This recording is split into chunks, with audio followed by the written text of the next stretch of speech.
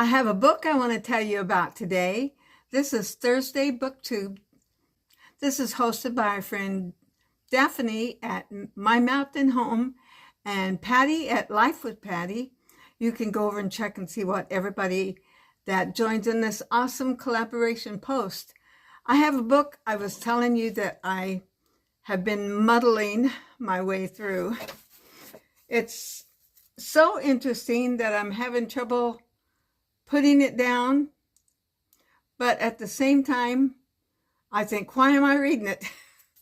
Have you ever had a book like that? Here is a book. I would read this and maybe talk to you a little bit about it. You don't have to just post a book you read. You can talk about a book. I've showed cookbooks, different ones have showed different kind of.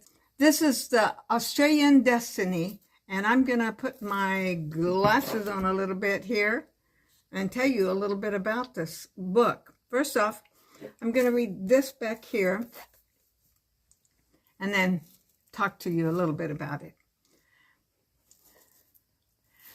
The turn of the century Australian holds one of the most magnificent settings for this first book in the new Australian Destiny series. Now, it's going to be a series. And I'm sure every one of them will get even better.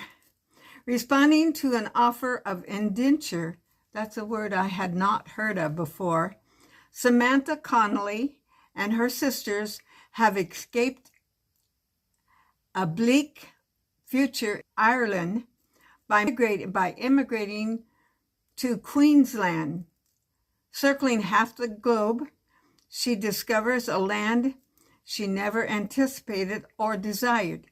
Yet her home is now oceans away, her homeland. Their master, sugar planter Cole Sloan, is embroiled in legal tangles and economic woes while trying to keep his plantation afloat. Samantha's middle sister is fortunate to find a boyfriend in the local preacher, and Samantha is drawn to Sloan. But callousness and unethical dealings have sullied the man, or is he a victim of his past and present circumstances? That's what it says. Now, I want to also tell you about this writer, freelance writer. She lives in Ashford, Washington, and she has 2 grown children, but 25 published books. They're biographies to adult historical romances. She has a master's degree in natural sciences, and her husband is a national park ranger.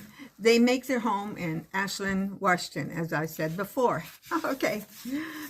Now, this book, when I was reading it, it goes into a lot of, first off, when the girls got there to this new land, you know, it's so different. Ireland was one way, and then here, Australia is another wide open country.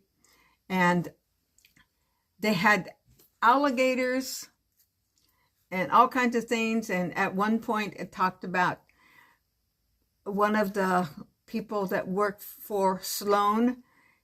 She went out walking one day and she came up missing, and an alligator had ate her. And then it was pretty gross. This talking about how they kept trying to find this girl before they found her, and they were slitting the alligators open. I'm probably making you sick.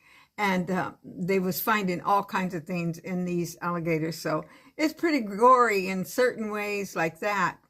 But they found her in one of them. And then there was a time that Sloan, the owner, the one that paid their fare to come here, he kind of was interested in Samantha, the main girl in the story. But remember, he expected her to do all of her work, and they worked hard. I mean, it wasn't modern day. They was like, it talked about her taking 2 chickens and wringing their necks, you know, starting it from cooking that way. So it was not an easy time for them. All kinds of problems they went through. And at one point, he wanted her to go. One of his people he owned at the time. Remember, they had a 3-year contract. They were supposed to stay with him for 3 years. Then they would be able to leave and be on their own. And he paid for them to come, and that was the agreement. Some of them said it wouldn't take that much for him to pay that, but and so they called it slavery. Whatever it was, he wanted to get what he had agreed to and what they had agreed to. One of them had left early, and he was wanting to go after him, and he had her get on horseback and ride 50 miles.